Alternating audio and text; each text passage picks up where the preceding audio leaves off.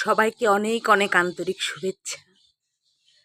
আজ আমার গাছের ক্রোসান্ডা ফুল দেখুন,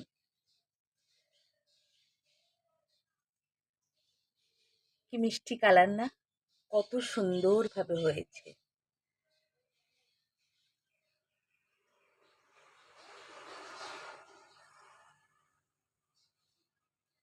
আরো ফুটবে, বৃষ্টির জল পেলে তো আরো ফুটবে। একেও শেডের নিচে রেখেছি।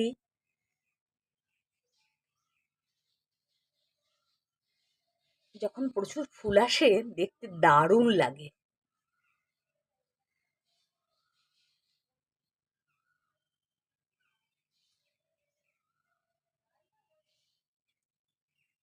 খুব যত্ন পরিচর্যা করতে হয়, মাঝে মাঝে ডালটাও কেটে দিতে হয়। আলো, হাওয়া, বাতাস সবই দরকার। দেখুন কেমন লাগছে। আজ এই পর্যন্ত। নমস্কার।